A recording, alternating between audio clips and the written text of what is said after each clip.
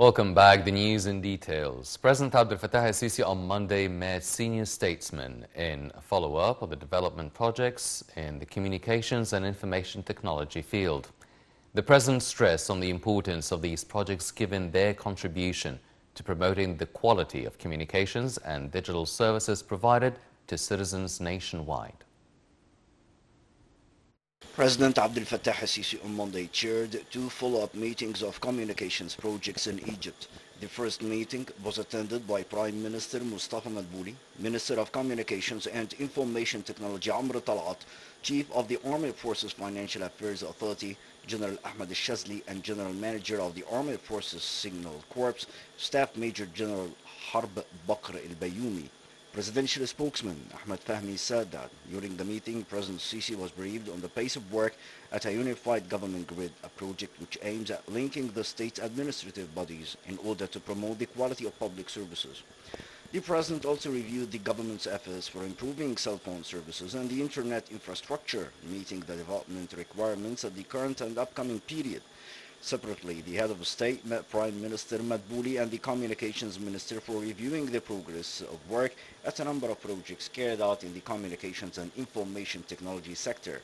The meeting in particular touched on the steps taken to implement Digital Egypt initiative, which aimed to support the government's performance through providing the latest digital services to the citizens nationwide. Sisi urged intensifying work to develop the communication sector in Egypt, particularly through backing the emerging national companies operating in this field and encouraging their expansion.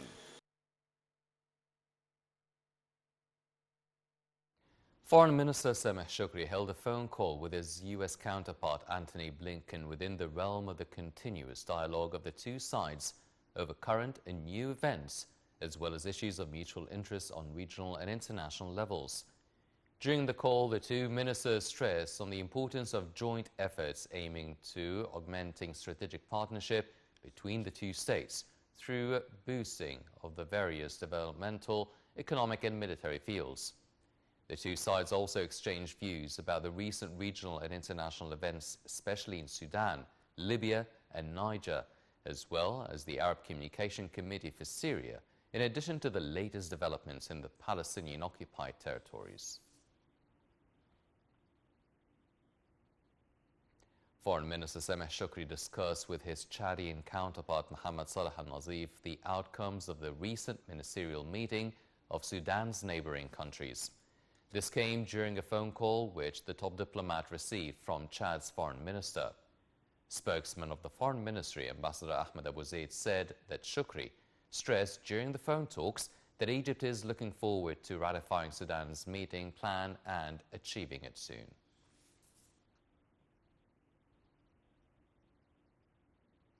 Pope of Alexandria and Patriarch of St. Mark's Cathedral, Pope Theodorus II on Monday received an honorary PhD degree from the Pazman Peter Catholic University as part of a landmark visit to Hungary that began on Saturday. At a grand ceremony held at the university campus in Budapest, the Pope's lifelong career was praised, notably his dedication to religious education and social development for the benefit of humanity at large. Pope Theodorus said he was proud to receive the degree from the long-established university that has a history in teaching theology, law and humanities. The Pope hailed the ongoing mega national projects in Egypt, especially the new administrative capital that houses the largest cathedral in the Middle East, Christ's Birth Cathedral, that was opened in 2019. The ceremony was attended by the Hungarian Deputy Prime Minister, as well as the Egyptian ambassador to Hungary, as well as members of the Coptic Orthodox Church delegation that accompanied the Pope. The League General Secretariat welcomed the announcement to unify Libya's central bank after a decade of division, hoping this step reflected positively on the Libyan economy and the state of living of the Libyan citizens.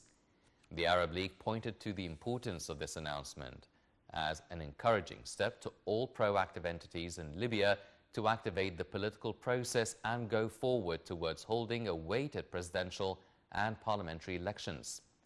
The Central Bank of Libya has been reinstated as a unified sovereign institution almost a decade after it was split in two due to civil war. Governor Sadiq Al-Khabir has made the announcement at the bank's headquarters in Tripoli after a meeting with Deputy Governor Mari Muftah Rahil and department heads from both Tripoli and Benghazi branches.